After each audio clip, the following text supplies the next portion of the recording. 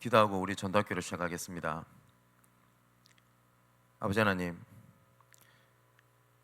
때를 따라 돕는 은혜를 얻기 위하여 오늘도 그리고 이후로도 영원히 은혜의 보좌 앞에 서길 원합니다. 하나님의 은혜가 충만하여 그네가 흘러넘쳐 들어가는 곳곳마다 생명 살릴 하나님의 증거들이 임하게 하여 주옵소서. 전도는 하나님의 은혜가 흘러넘쳐나는 것으로 방법이 아니요, 또한 우리 열심도 아니고 우리의 공로도 아님을 고백합니다. 언제부터인지 하나님의 은혜보다 깨달으려 하고 이해하려고 하고 붙잡으려고 하는 방법에 붙잡힌 강팍한 저희들 마음을 이 시간 주의 사랑과 긍휼하심과 또한 하나님의 은혜로 다 녹아내리게 하시고 마음의 기쁨이 넘치게 하시며 세상의 소리, 환경을 뛰어넘는 하나님의 은혜가 넘치게 하여 주옵소서. 바울이 가장 어렵다고 하는 자기 문제 속에 이 문제보다 하나님 은혜가 더 넘친다는 것을 알았을 때 오히려 그것을 기뻐하고 가장 그 약한 그때에 주께서 강함이라는 걸 고백했던 것처럼 이 시간 하나님 은혜 안에 모든 것 다 있음을 확인케 하여 주옵소서. 살아계신 예수 그리스도 이름으로 기도하옵나이다. 아멘.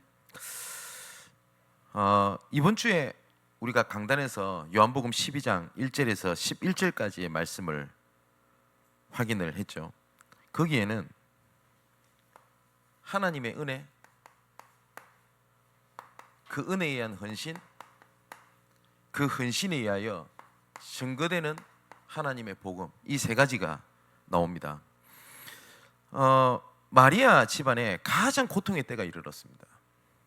거기에 예수님의 은혜가 임했습니다. 하나님의 은혜가.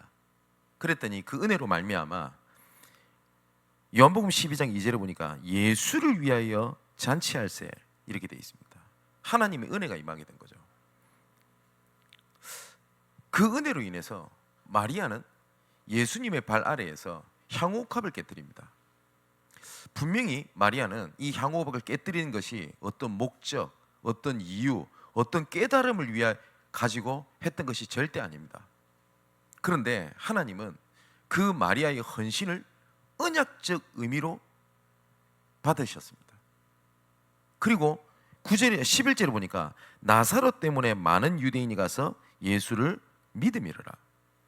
은혜, 헌신, 증거가 이렇게 나와지게 됩니다.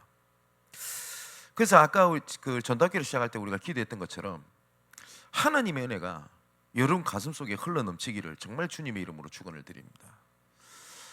서구 지교회 갔을 때 이런 말씀을 같이 나눴습니다마는 우리가 정말 하나님의 은혜가 충만했고 행복했던 때가 있었다면 그때를 한번 기억해 보십시오. 깨달아서 행복했습니까? 이해해서 행복했습니까? 응답 때문에 행복했습니까? 그냥 그리스도라는 그 단어가 가슴을 뛰게 했고 그 그리스도라는 단어가 행복했고 그것 때문에 함께 손을 잡았고 함께 울고 함께 헌신했지 않습니까? 그런데 언제부터인지 그 하나님 은혜보다 깨달아야 되고 이해해야 되고 방법론으로 이렇게 붙잡으면 이렇게 응답이 되고가 많은 사람들이 변질되어 있는 것을 많이 보게 됩니다. 정말 우리 사랑하는 우리 성도 여러분에게 하나님의 은혜가 충만하게 되시기를 주님의 이름으로 축원을 드립니다. 하나님께서 우리에게 은혜를 베푸신 것 중에 가장 큰 것은 구원입니다. 그리고 그 구원을 이루시가지고 그 계획을 이루시는 것만큼 하나님의 그 큰 은혜는 없습니다. 그죠? 그리고 하나님께서는 그 구원을 우리에게 주셨고 우리를 향한 구원을 계획을 이루시기 위하여 지금도 하나님은 24시 은혜로 함께 하십니다. 로마서 5장 20절에는 죄가 많은 곳에 은혜가 넘쳤나니 이렇게 기록되어 있습니다. 이 말은 죄를 지어도 된다는 말이 아니죠.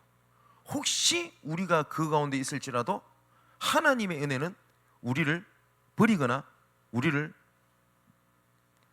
외면치 아니하십니다. 하나님의 은혜는 24시 우리와 영원히 함께 계십니다. 그리고 이 은혜를 간구하는 자에게, 엎드리는 자에게 하나님께서 때를 따라 돕는 은혜로 하나님께서는 이끌어 가십니다. 그 이유가 뭐냐? 나를 향한 구원을 하나님께서 알게 하시고 나를 통한 구원을 이루시기 위하여 하나님께서는 그 일을 진행하십니다. 은혜 받은 자가 헌신할 때요, 하나님께서는 거기에 언약적인 의미를 하나님께서는 부여하십니다. 아까 그 말씀을 나누지 않았습니까? 마리아가 향후 옥합을 깨트려 가지고 예수의 발에 무릎을 꿇고 발을 씻겼던 것이, 예수님께서는 뭐라고 말씀하시냐? 이것은 나의 장례를 예비한 것이다 라고 대답을 하십니다. 근데 마리아가 이걸 알았냐? 몰랐습니다. 근데 하나님은 언약적 의미를 부여하셨습니다. 이게 하나님께서 우리의 작은 헌신을 갖고 우리를 이끄시는 하나님의 방법입니다. 내가 작은 헌신이었는데 하나님은 거기에 어떻게 해요? 237개 나라 5천 종족까지 연결시키는 하나님의 은혜가 전달되게 됩니다. 제가 모델적인 사람은 아닙니다. 근데 저는 이 선교라는 단어가 조금 다르게 들어왔어요. 내가 할 수 있는 선교가 뭘까를 생각해 봤습니다. 저는 신학생이었기 때문에 돈이 없고 할 수 있는 게 없고, 그리고 해외를 갈 수 있을 만한 여건도 없고, 그리고 외국어를 할 수 있는 언어적인 능력도 없었습니다.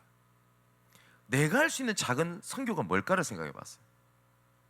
그때 당시에 뭐 했었냐니까, 선교사님들을 뵈면 제가 최소한 그분의 숙식은 제가 할 수 있지 않겠나. 왜냐? 돈이 없어도 그 정도는 할 수 있지 않겠나라는 생각이 들었어요. 그리고 선교를 두고 얘기를 할 때 내가 있는 것을 드리는 것보다 조금 무리해서 드릴 수 있는 그 정도, 너무 무리는 못할지라도 할 수 있겠다는 생각이 들었어요. 신학생 시절에 10만 원이라는 돈도 크지 않습니까? 근데 제 주머니에 10만 원이 없어요. 그러면 있는 그걸 하면 되잖아요. 근데 저는 뭘 했냐니까, 카드 현금 서비스를 받았습니다. 그리고 드렸어요. 주변에서 이런 얘기를 했습니다. 아니, 정도껏 해야지. 그렇지 않습니까?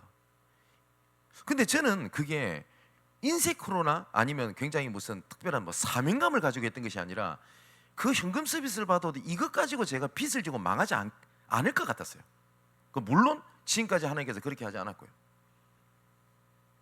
그 다음에는 제가 처음에 이렇게 살 때 8평, 조금 10몇 평 이렇게 집을 살 때입니다. 할 수 있는 것이 뭐겠냐 할 때 방 2칸이 있는데, 처음에 시작하자마자 신학생들 데리고 살았어요.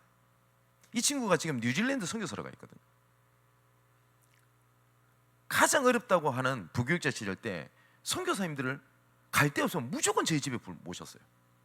그냥 조금 복잡할 수는 있어요. 그죠? 같이 그냥 조그마한 책상, 그 밥상 해가지고 먹고. 그때 지금 가만히 생각하면 거의 20년 전이죠.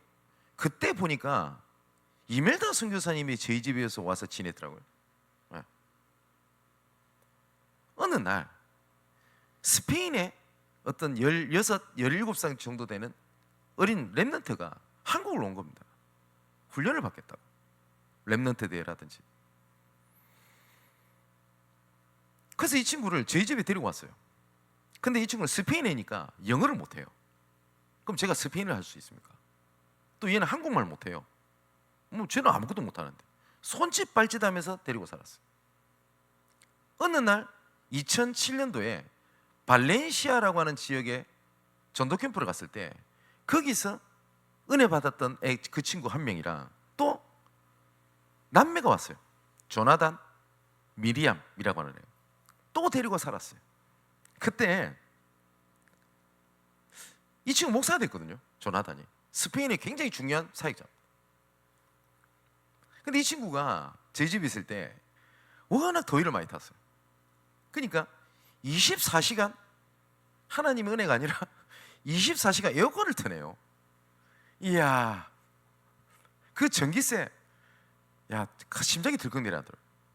또 그때 당시에, 지금은 결혼해서 잘 살고 있습니다만은, 미리암이라고 하는 이 여자애는 그때 당시 연애를 하고 있었어요. 그 얼마나 보고 싶겠습니까? 그래서 저희 집 전화기로 국제전화를 그리 돌리는 거예요. 하지만 할 수도 없고.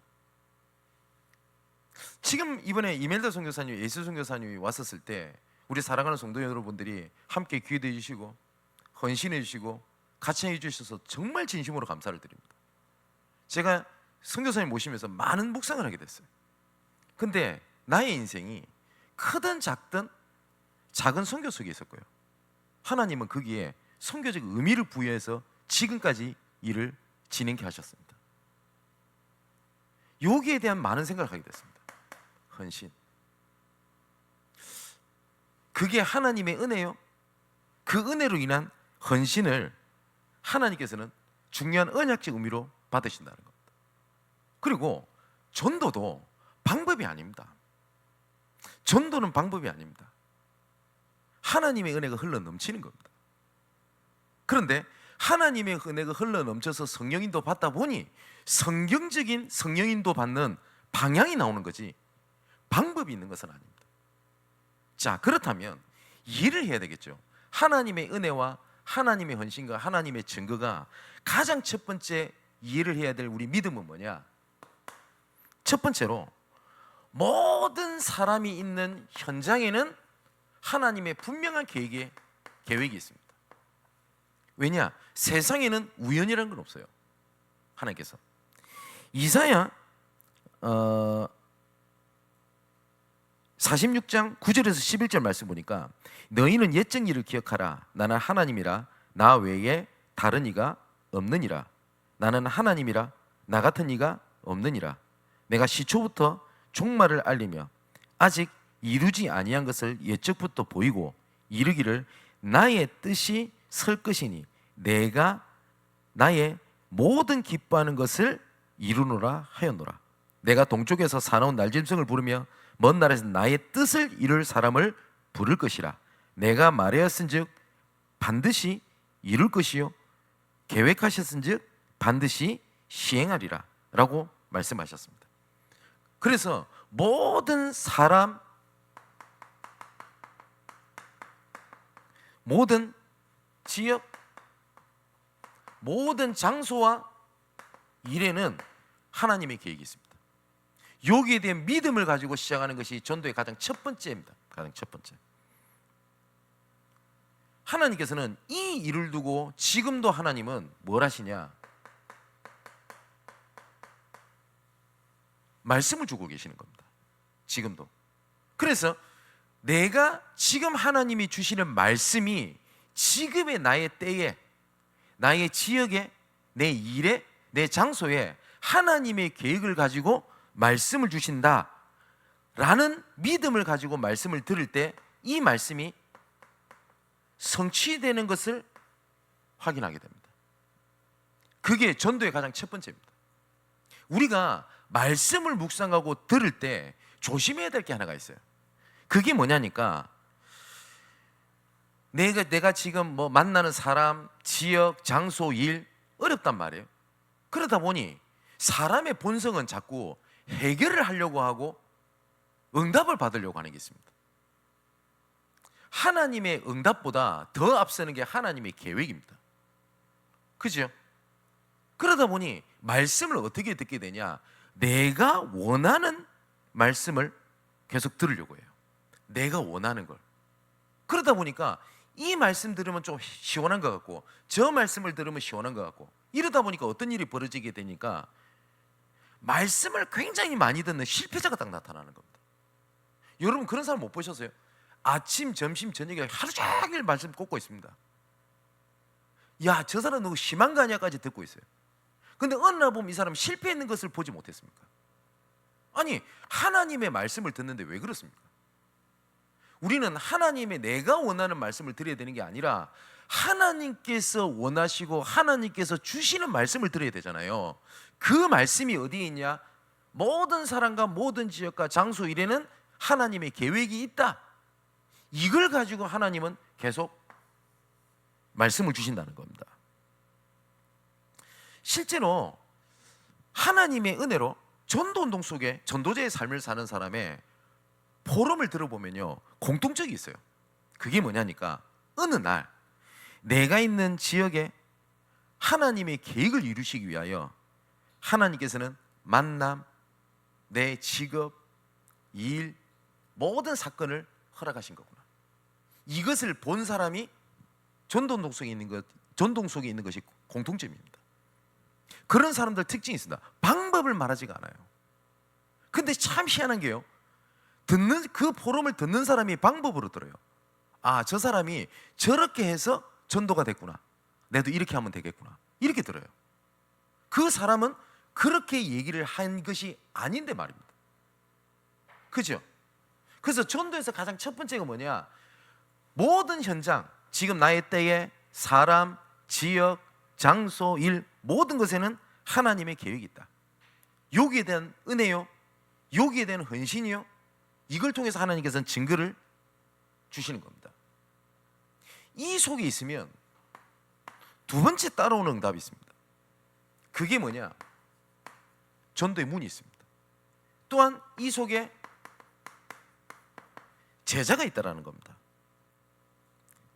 실제로 이 말을 알아듣는 사람이 제자거든요. 그래서 초대교회에 사도행전 2장 9절에서 11절에 15개국의 사람들이 모이게 됩니다. 이 사람들에게 하나님의 은혜가 임했어요. 그랬더니 이 15개국에 있는 사람들이 뭐라고 고백합니까? 형제들아, 우리가 어찌 알고. 가슴이 친 거요. 가슴이 부딪힌 겁니다. 뭐요? 내 형제들아, 우리가 어찌 알고 라고 하는 말에는 굉장히 많은 것들이 있지 않습니까? 내가 본국으로 돌아가는데 거기서 이 은혜를 어떻게 내가 지속할고, 이 말도 맞아요. 내가 이제 각 나라로 이제는 들어가게 되는데 그 지역에 하나님의 계획을 두고 내가 어찌 알고, 이 말이에요. 그죠? 이 일이 15개국의 문들이 열려지게 되는데, 특히 10절에 보면 로마에서부터 나그네, 이렇게 기록되어 있습니다. 분명한 것은 이 사람이 로마에 가서 복음 전했던 사람이 맞아요. 이 사람이 브리스길라 부부일 수도 있고 아닐 수도 있습니다. 제 개인적인 의견은 브리스길라 부부는 부부일 가능성은 좀 낮다라고 봅니다. 근데 분명한 것은 여기 보면 10절에 로마에서부터 나그네, 이 사람을 통한 하나님의 은혜, 분명히 로마로 돌아가가지고 내가 작은 헌신을 했겠죠. 그럼 거기다가 하나님 언약적 의미를 부여하신 겁니다. 그리고 로마에 복음이 증거되게 됐어요. 그래서 바울이 로마서를 쓸 때 이렇게 얘기를 합니다. 로마 교회는 바울이 세운 교회가 아니었어요. 근데 교회가 있었다고요. 그래서 바울이 뭐라고 합니까? 남의 터 위에 내가 건물을 짓지 않아, 내가 남의 터 위에 내가 전도를 안 하려고 한다. 근데 바울이 이 로마 교회가 얼마만큼 중요한지 알았던지, 내가 여러 번이나 여러분 로마 교회를 가고자 하였지만 여러 번 길이 막혔다. 그래서 마지막 소원이 뭐였습니까? 여러분들에게 들려서 나는 서바나를 가기 원한다. 그죠? 그러면 로마에서부터 나그네이라는 한 제자가, 그래, 내가 이제 로마 복음화를 위해서 이렇게 하면 되겠고 저렇게 하면 되겠고 이 방법을 갖고 하면 되겠고 저렇게 헌신하면 되겠다는 거 알고 갔을까요? 아닙니다. 뭐예요? 하나님 은혜가 충만했어요. 그러면 그 은혜가 뭐예요? 내가 있는 지역에, 내가 하고 있는 일에, 내가 하고 있는 업에 이렇게 전달된 겁니다. 그게 전도입니다. 사도행전 16장 14절에서 15절에 보니까 루디아입니다. 뭐라고 얘기하죠? 나를 주 믿는 자로 알거든 우리 집에 들어와서 유해라 하며 강건하여 머물게 아니라. 이 빌립보라고 하는 지역이 왜 중요하냐니까, 빌립보 지역을 들어갈 때 성경에 기록되어 있습니다. 마게도냐 첫 성, 이래 되어 있습니다. 마게도냐는 로마 복음화의 거점지입니다. 여기에 첫 번째 지역이 빌립보였고 여기에 한 제자가 나타난 겁니다. 그게 누구죠? 루디아입니다.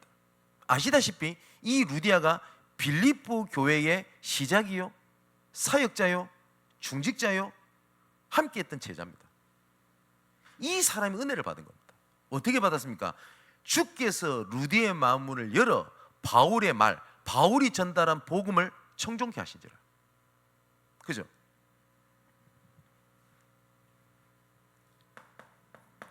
사도행전 18장 1절에 4절에 여기는 어디죠? 고린도라고 하는 지역입니다. 여기는 조금 배경 설명을 제가 여러 번 드렸지 않습니까?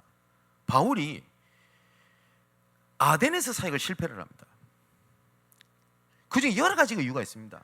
왜냐하면 여기서 복음을 선포한 게 아니라 논쟁을 하죠. 그래서 바울이 아덴이라는 지역에 가서 야 너희들 종교성이 많구나. 바울도 한 짓이 하거든요. 논쟁을 하는 장면이 나옵니다. 그것도 있고 두 번째는 아덴이라는 지역에서 바울이 팀 구성을 하지 않고 들어갑니다. 그리고 아덴이라는 지역에 전혀 열매가 없으냐? 있었습니다. 분명히 명단 이름이 나옵니다. 근데 그 뒤에 지속을 못해요. 왜냐? 팀 구성이 안 돼 있었기 때문에. 그래서 바울이 이 아덴 사역을 실패를 하고 고린도를 들어가게 되거든요. 그래서 이 고린도를 들어갔을 때 바울이 마음이 어땠을까요? 고린도전서 1장에 바울이 그 때를 상상하면서 이렇게 얘기합니다. 내가 너희들을 갈 때는 심히 두렵고 심히 떨어노라 라고 고백을 합니다. 그러면서 뭘 얘기하죠? 내가 그리스도와 십자가에 못 박이신 것 외에는 내가 아무것도 말하지 아니하였기로 내가 그때 작정했다 라고 얘기가 나옵니다. 자, 사역을 실패했던 목회자, 그때 당시에 또 업을 실패했던 중직 한 부부를 만납니다. 브리스길라 부부입니다. 글라우디오 때에 뭐요? 예수 믿는 사람들은 다 로마를 떠나라, 추방령이 떨어지게 됩니다. 그래서 로마에 살던 부부가 고린도로 오게 된 겁니다. 그게 브리스길라, 아굴라 이렇죠. 근데 브리스길라는 여자 이름이고 아굴라는 남자 이름입니다. 그래서 이때 당시에는 신분 제도가 있었죠. 그래서 이름을 보면 그 사람의 신분을 알 수가 있습니다. 우리나라도 옛날에 조선시대 때 보면 뭐 개똥이 뭐 이런 이름 치죠. 예, 똑같습니다. 아굴라라고 하는 걸 봤을 때는 이 아굴라는 노예 출신입니다. 브리스길라는 귀족 출신입니다. 세 개의 결혼을 하게 된 겁니다. 아마 주변에서 많이 반대했겠죠. 그죠? 아니 귀족층 여자랑 노예 남자랑 어떻게 결혼을 합니까? 근데 이 유대인 출신의 아굴라라고 기록된 걸 봐서는 이 브리스길라가 아굴라의 믿음을 소중히 받던 것 같습니다. 그러면 언약적인 결단을 했잖아요. 근데 결과는 뭐였죠? 실패였어요. 그죠? 그 실패했던 결과가 뭡니까? 이 브리스길라라고 하는 이 귀족 여자가 천막을 만들어서 팔아야 될 만큼 밑바닥이었어요. 우리도 이럴 때 있지 않겠습니까? 내가 렘넌트 사역을 하겠습니다. 내가 전도운동을 하겠습니다. 라고 하는데 현실은 실패라는 게 이제 가득 차 있는 겁니다. 그래서 바울과 브리스길라 부부가 만나게 돼요. 그랬더니 사도행전 18장 1절 4절에 뭐라고 되어 있습니까? 업이 같음으로 같이 지내며 같이 일을 하고 같이 살았다라고 되어 있습니다. 그죠? 여기 보면 업이 같았다라고 되어 있습니다. 업. 그러면 분명한 것은 바울이 이 업을 통하여 브리스길라 부부와 많은 포럼과 많은 내용이 대화가 오간 게 확실합니다. 이 업을 통한 하나님의 계획이 뭘까? 그 증거가 누가라든지 디모데라든지 실라 이런 제자들은 바울을 따라다녔다 함께했던 제자들이었습니다. 근데 브리스길라 부부는 함께했던 제자가 아니라 내가 있는 지역의 업을 가지고 바울의 배경이 되었던 전도 제자였습니다. 그래서 로마서 16장 3절 4절입니까? 브리스길라 부부를 뭐라고 바울이 설명하죠? 나를 위하여 목이라로 내놓을 쓴 사람이었다. 맞죠? 그러면 이 업에 하나님의 계획이 뭔지를 봤던 사람이 누구냐? 브리스길라 부부였습니다. 그죠? 뭐죠? 그 사람과 지역과 장소 일, 여기에 하나님의 계획이 있다는 걸 알아들었던 한 제자. 네 번째로 보면 사도행전 19장 8절에서 10절의 말씀 보니까 여기는 에베소라고 하는 지역입니다.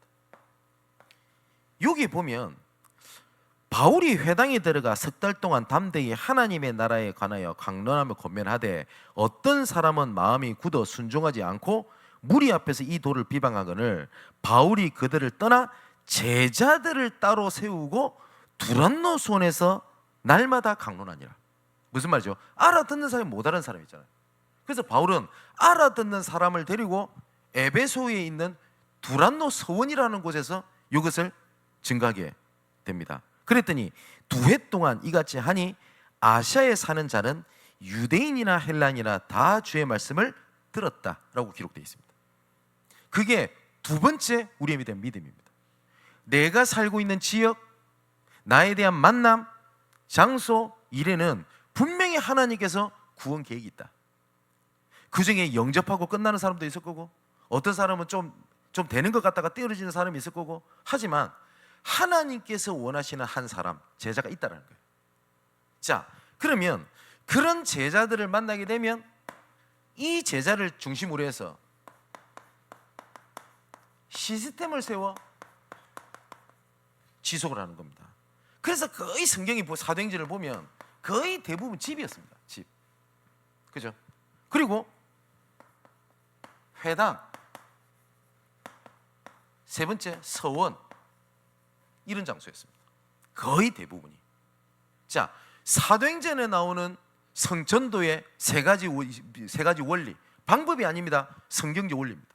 모든 사람에게는 하나님 계획이 있다. 내가 살고 있는 지역에는 하나님의 계획이 있다. 그리고 내가 알고 있는 일에는 하나님의 계획이 있다. 어쩌다가 내가 내가 이 일을 하고 먹고 사는 것처럼 보이지만 하나님은 여기에 계획이 있다. 이것을 알아듣는 한 제자가 있어요. 그러면 어떻게 되냐? 시스템을 지속하는 겁니다. 그죠? 제가 잊어버릴 만하면 자꾸 얘기를 하는데 너무 소중하니까요. 여러분 그거 아세요? 저는 원래 청소년사역자 출신이니까 거의 대부분 청소년 시설이죠. 거의 대부분이 불교가 장악하고 있어요. 나머지는 천주교가 장악하고 있어요. 거의 교회는 그 영향력을 주지 못해요. 그거 희한하죠.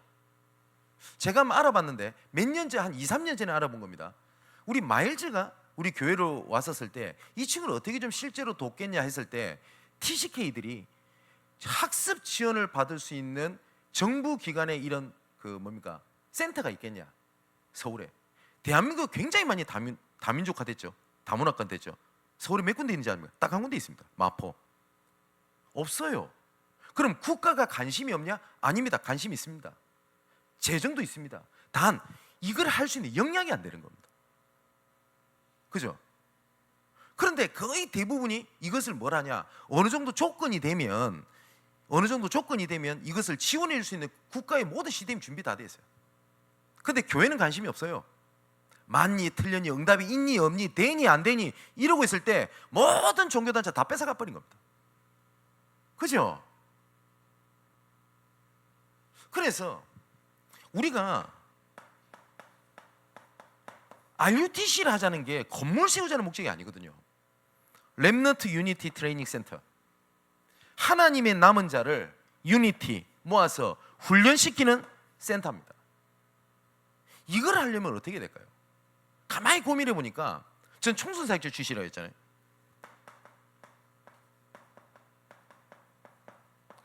청소년 지도사라면 되겠더라고요. 아, 그렇구나. 보니까 중앙대학교 대학원, 그다음 명지 이런 데 있어요. 보니까 지금 중앙대학교는 없어졌더만요. 그래서 청소년 지도사가 1급, 2급, 3급이 있습니다. 1급은 학사고, 2급은 석사고, 1급은 박사입니다. 그럼 적어도 2급을 따야 돼요. 그래야 허가가 나와요. 그럼 생각해보세요. 우리 교육관 RUT를 써놨잖아요. 좀 구체적으로 기도하자니까요.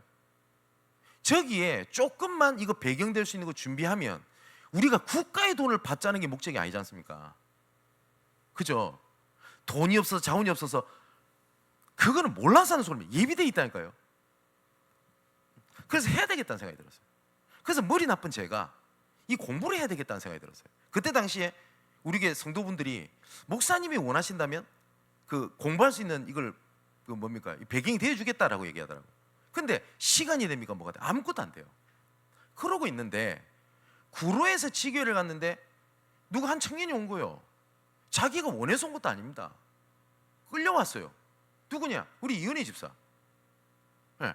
그게 누구냐면 우리 서현덕이라. 그래서 인사하고 그 이름 뭐냐? 직장 어디 다니는데 하니까 이 친구가 명지대학교를 나와서 청소년 지도사 3급이래요. 그러면 우리가 첫 번째 어떻게 생각이 들 겁니까? 아, 얘 이제는 지교에 잘 나오도록 하고 뭐 해주고 뭐 해주고 뭐 해줄 거 아닙니까? 만나자마자 했던 말이 있어요. 첫 번째 뭐라고 얘기했냐? 너는 무조건 그 하는 계획이 있다고. 너는 무조건. 네가 알고 간 것 같지는 않은데 알고 간 게 아니래요. 그렇지, 직장생활 하고 있는 거예요. 그게 하나님 계획이 있어.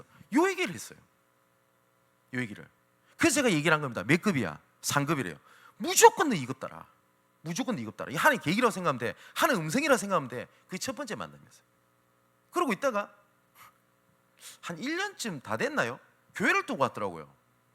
그래서 어쩐 일이 이러니까 이제 이쪽 교회, 여기 양문교회 나오기로 했습니다 라고 얘기를 해요. 아, 그거 잘 왔다. 뭐 소개시키고 첫 번째 질문이었어요. 너 2급 땄냐? 그랬더니 웃으면서 예, 2급 땄습니다 그러더라고. 잘했어. 그래서 또 얘기했어요. 이제 1급 따라. 예. 그래서 우리 결혼할 사람이 있다고 여자친구를 데리고 왔는데 그게 우리 강은영이에요. 근데 보니까 이 친구가 이미 청소년 지도사 2급이에요.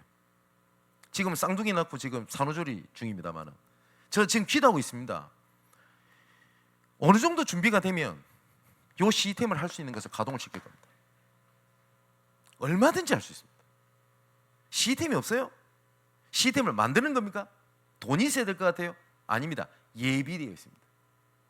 누구를 통해서 예비되어 있다? 이거를 알아듣는 한 사람 통해서 제자는 예비되어 있어요. 얼마든지 있습니다. 그래서 우리는 자꾸 사역의 형태를 정해놓고 사역을 하려고 하거든요. 아닙니다. 누구를 만나냐에 따라서 사역 형태는 결정이 됩니다. 만일에 우리 교회에 미술 치료를 하는 사람이 있다 생각합시다. 그러면 당신은 무조건 미술 치료 사역을 하면 됩니다. 반은 맞고 반은 틀렸어요. 그럼 그 사람이 미술 치료할 계획이 없단 말입니까? 아닙니다. 누가 모였고 누가 있느냐에 따라서 사역 형태는 결정이 됩니다. 그죠? 나는 청소년 사역이니까 무조건 청소년 사역을 해야 돼. 그거는 그 열정은 인정합니다만은 인도를 잘 못 받는 겁니다. 그렇지 않습니까? 그러면 바울은 전문 사역이 뭐였죠? 바울은 전문 사역이 뭐였습니까? 렘넌트 사역자였습니까? 아니면 그 산업선교였습니까? 치유 사역이었습니까? 근데 바울은 모든 분야를 아우르는 사역자였거든요. 제가 한번 말씀드렸잖아요. 바울이 받은 은혜가 하나가 있어요. 그게 뭐냐니까 모든 사도들은 유대인입니다. 그리고 바울도 유대인입니다. 그런데 베드로, 바나바, 여러 사역자들은 유대인을 위한 사역자로 쓰임을 받게 됩니다. 야고보라든지. 근데 유일하게 유대인들과 이방인들을 아우를 수 있는 유일한 사도가 누구였냐? 바울이었어요. 이 바울이 유대인임에도 불구하고 이방인을 위하여 부름받은 사도를 알아들어요. 은혜를 받았다는 거겠죠. 그죠? 그래서 모든 분야에 하나님이 사용을 하십니다. 산업인을 만났을 때 어디 갔어요? 산업인을 만났을 때 산업선교에 대한, 그죠? 여기 뒤에 나오는 귀신 들린 요정을 만났을 때는 뭐죠? 치유사역으로. 회당으로 파고 들어갔을 때는 렘넌트로 모든 분야를 커버를 다 했어요. 이거는 바울이 능력이 좋았다가 아닙니다. 사람과 누구 제자를 만나느냐에 따라서 사역 형태가 시스템이 결정된다는 겁니다. 그죠? 우리 교회가 어떠한 시스템을 계속 세워야 되겠냐 할 때 이 말을 알아듣는 한 제자, 한 사람을 통한 시스템을 찾아내는 거예요. 그죠? 얼마든지 할 수 있습니다. 그래서 제가 지금 이거 몇 번 말씀드리다가 또 잊어버릴 만하면 얘기하는 건데 저 이거 마음에 담고 있습니다. 그냥 있는 것처럼 보이지만. 그리고 어떠한 정부적인 절차를 해야 되는지도 저는 알고 있습니다. 준비했었기 때문에 이거 할 겁니다. 또 지금 조금 이번 선교사님 왔었을 때 그런 얘기들이 좀 나왔거든요. 이런 렘넌트들을 올바르게 불러내서 선교할 수 있는 방법이 여러 가지가 있습니다. 그 중에 하나가 뭐냐? 올바르게 합법적으로 렘넌트를 불러내는 거예요, 한국에. 그래서 이런 애들이 실제로 경제도 도움을 받고 그러면 자기 집도 돕고 일을 할 수 있고 할 수 있는 일을 할 수 있어요. 그래서 우리 배장님이 얘기하더만요. 그래서 김포 쪽에 있는 어떤 그 CEO랑 얘기가 됐대요. 준비하면 돼요. 우리 신영 지사님은 미얀마를 마음에 품고 있대요. 예. 그래서 미얀마 어떤 친구를 마음에 품고 이 친구를 하겠다라고 준비하고 있는 걸 제가 봤습니다. 감사하죠. 자, 또 예를 들어 보겠습니다. 제가 계속 얘기하는 게 우리 교회는 건축을 하는 것이 아니라 미션홈을 했으면 좋겠다라는 얘기를 제가 우리 교회 초기부터 얘기를 했었습니다. 저는 이후로도요, 조금 불편하다고 좀 무리해가지고 막 교회를 확장하고 좋게 해서 그 건축원금의 많은 부분을 밀어넣어서 선교가 어렵게 만들다, 저는 그 일을 절대 안 하겠습니다. 예, 이거 녹화되잖아요. 박제해놔도 돼요. 목사님 옛날에 이 말을 했는데 왜 또 건축에다 열을 올립니까? 이거 증거자료 돼도 돼요. 근데 미션홈을 하는 이유가 있습니다. 예. 지금 우리 청년들이 미션홈을 했는데 수고한 거 압니다. 근데 이런 미션홈도 필요한데 어떤 미션홈을 하자는 거냐? 여러 가지 형태가 있을 수 있거든요. 치유하는 미션홈, 선교하는 미션홈, 그리고 제자를 키우는 미션홈, 여러 가지가 있을 수 있습니다. 한 가지만 예를 들어 보겠습니다. 제가 필리핀을 예를 들면 매달 필리핀에 가면 12번을 갈 수 있겠죠. 그러면 제가 갈 때마다 100만 원, 150만 원이 됩니다. 항공료일이 다 포함해가지고. 뭐 돈 얘기를 하는 게 아니고요. 1년이면 얼마입니까? 그런데 필리핀에 이 말을 좀 알아들을 수 있는 제자를 불러내면 돼요. 그러면 그만큼 재정도 안 들어갑니다. 그리고 효과는 훨씬 더 큽니다. 비자 문제도 걱정 안 해도 돼요. 예를 들면 3월, 4월, 5월 이게 신학교의 학기 기간입니다. 90일간 머물 수 있거든요, 외국인이. 왜냐면 우리가 초청하면 되니까. 끝나면 본국 돌아가면 돼요. 돌아가서 뭘 하는 거냐? 본국의 본 지역에 있는 사역을 도우면 돼요. 그러면 6월, 7월, 8월 방학이죠. 9월 되면 또 개강 아닙니까? 9월, 10월, 11월 이런 본국 돌아가면 돼요. 그래서 12월, 1월, 2월 이렇게 해서 한 신학생 목회자를 키워내버리면 어떻게 되겠습니까? 학비, 생활비, 여러 가지 제가 계속 선교 현장 들어가는 게 필요 없다는 건 아닌데 그거보다 훨씬 더 효과가 있거든요. 여러분, 시스템이 뭔데요? 그래서 지금 필리핀에 보면은 이멜다 선교사님 아들 존이라고 하든지, 예? 그리고 킴벌리 이런 애들, 이런 괜찮은 지금 애들이 있단 말이에요. 그리고 우리가 실제로 가서 봤지 않습니까? 너무 괜찮은 랩런트들 있잖아요. 준비하는 애들 돕자는 겁니다. 그러면 조금만 미션홈에 대한 장소, 그죠? 그다음 여기에 뒷받침되는 산업선교, 여기에는 또 분명히 크게 말하면 두 가지 사역자가 필요할 겁니다. 남자 사역자와 여자 사역자 필요할 겁니다. 그럼 여기에 따른 일꾼도 준비되겠죠. 그러면 이 일을 이룰 수 있는 산업선교 하나님 미리 없겠습니까? 그 시스템을 세우자는 겁니다. 준비되어 있기 때문에. 근데 이런 거 없이 갑자기 어느 날 우리가 여의도에 있으니까 저쪽에 여의도 극희의 사당을 공략하자 말은 맞는데 시간표가 틀렸잖아요. 파고 들어갈 수 있는 여건과 문이 있으면 파고 들어가야 돼요. 그죠? 많은 분들은 이렇게 생각하는데 제가 여의도에서 목회를 하니까 어떤 연예인이라든지 방송계에 관련돼서 비전을 가지고 교회가 세우고 살겠다는데 저 그렇지 않습니다. 그런 문을 만났기 때문에 파고 들어간 거지 제가 방송계, 연예계에 굉장히 큰 관심이 있거나 언약이 있는 건 아닙니다. 예. 그렇다고 뭐 대충 생각한다 그런 말은 아닙니다만은 사회 형태를 결정지은 적이 없어요. 이유로도 그렇습니다. 그러니까 이거를 알면 성령인도 받는 거고 이것이 잘 못 받으면 대책 없이 그냥 대충 굴러가는 것처럼 보일 겁니다. 그죠? 그게 시스템입니다. 자, 거기에 가장 첫 번째 하나님 주신 은혜가 뭐냐? 모든 것에 나에게는 하나님 계획이 있다. 여기에 따른 작은 의심입니다. 어쩔 땐 경제로, 어쩔 땐 시간으로, 그죠? 내가 교회 렘넌트 사역을 하는데 어떻게 내가 렘넌트를 위해 헌신할 건가? 내가 청년부랑 여전도 어떻게 헌신할 건가? 간단합니다. 내가 할 수 있는 걸 하면 돼요. 그죠? 제가 그런 말씀 안 드렸습니까? 제가 청소년부 담당하러 갔는데 9시 예배인데 제가 8시 반까지 갔죠. 첫 예배를 드리러 가니까 교회 문이 잠겨있어요. 9시가 돼도 안 열어. 나중에 보니까 9시 한 반쯤 수역되니까 어떤 교사분이 뚝 오는 겁니다. 그래서 저를 딱 보더니 새로 오신 전도사님이세요? 안녕하세요. 문을 열어요. 아무렇지 않게. 그래서 물어봤죠. 그러니까 애들이 늦게 온대요. 그러니까 교사들 가니 늦게 오더래요. 그럼 제가 그 교역자 가서 뭐 해야 되겠습니까? 안 오면 지긴다 이래야 됩니까? 아니겠죠. 그때 당시에는 요새는 뭐 디지털 키입니다만 그때 열쇠를 복사해 달라고 해서 제가 어떻게 했냐, 8시까지 무조건 교회를 가는 거예요. 그냥 하나님 엎드리는 겁니다. 그랬더니 교사들 중에 사이 좀 소문이 났어요. 뭐냐, 야 이번 새로운 전사가 맨 일찍 와 있단다. 미안하잖아요. 한두 명 오대요. 그 사람과 포럼하고 얘기하고 렘넌트 얘기를 듣고.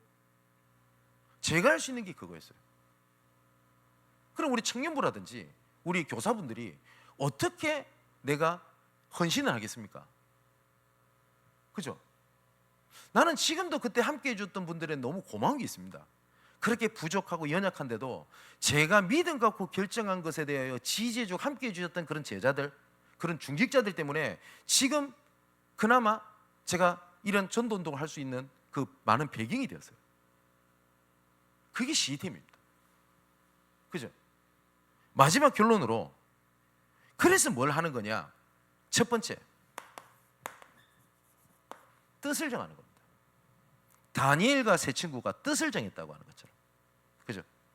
두 번째, 나를 정하는 겁니다. 우리가 365일 24시간 이렇게 살면 좋습니다만은 사실상 그리 못 살거든요. 그래서 최소 이거를 제가 뭐라고 표현하냐면 시간의 11조를 드리라. 그죠? 내가 7일 중에 하루를 내가 하나님에서 헌신을 못 하겠어요? 반나절을 못 하겠습니까? 1시간을 못 하겠습니까? 그죠? 그렇게 못할 만큼 내가 분주하다, 사실상 내가 방향을 잡고 있는 거 아닙니까? 잘못 잡고 있는 거. 하나님은 우리를 그렇게 창조하지 않으셨거든요. 그래 놓고 하박국 2장 1절에 3절에 내가 파수하는 곳에 서며, 뭐죠? 내 삶의 현장 성루에 서리라.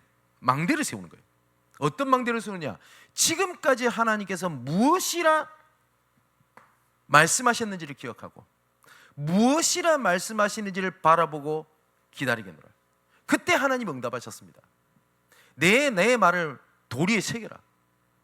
그리고 지켜봐라. 더딜지라도 기다리라. 내가 반드시 이룰 것이다 라고 약속하셨어요. 우리가 해야 될 사역은 다 이 사역입니다. 전도는 방법이 아닙니다. 하나님의 은혜입니다. 그 은혜에 대한 작은 헌신을 하나님 그 언약적 의미를 전달해 주는 겁니다.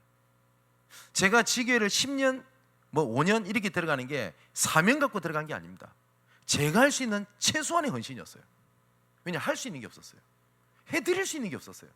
근데 사진은 멀쩡하잖아요. 간 거예요. 근데 하나님은 그게 언약적인 의미를 부여하셔서 은혜로 증거를 주신 겁니다. 우리 사랑하는 성도 여러분, 방법이 아닙니다. 모든 것은 하나님 은혜입니다. 저는 바울이 그럴 리가 없겠습니다만은 부활을 해가지고 이 자리에 있다면 저는 이렇게 고백할 거라고 봅니다. 모든 것은 하나님의 은혜였습니다. 내가 이렇게 했고 저렇게 했고 이거 붙잡았고 저거 붙잡았고 내가 이걸 깨달았고 저걸 깨달았고, 저는 바울은 그렇게 얘기하지 않을 거라고 봅니다. 모든 것이 다 하나님의 은혜라. 그 하나님의 은혜가 풍성하잖아요. 풍성한 저와 여러분 그리고 모든 지역에 있는 사명자들 되시기를 주님의 이름으로 축원을 드립니다. 기도합시다. 아버지 하나님, 내가 복음을 알고 전도 전략도 알고 내용도 아는데 하나님의 은혜가 없어 냉랭해진 나의 가슴에 뜨거운 하나님의 은혜가 임하게 회복되게 하여 주옵소서. 냉랭해진 내 가슴 때문에 판단하고 정죄하고 또한 된다 안 된다를 생각하던 저희들의 무능함 이 시간 용서해 주시고 하나님의 은혜가 넘치게 하여 주옵소서. 그 하나님의 은혜가 너무나 좋아, 그게 너무나 넘쳐 드린 작은 예물, 나의 작은 헌신, 나의 손길과 발걸음에 하나님은 언약적 의미를 부여하사 세계복음화가 연결되는 하나님의 증거를 허락하실 줄 압니다. 오늘 주신 세 가지의 믿음의 원리를 붙잡고 내가 있는 현장에 하나님의 계획, 내가 하고 있는 일에 하나님의 계획을 바라보고 이 말을 함께 알아들을 수 있는 한 사람을 만나게 하사 시스템이 세워져 영원히 지속되는 전도운동에 주역되게 하여 주옵소서. 살아계신 예수 그리스도 이름으로 기도하옵나이다. 아멘.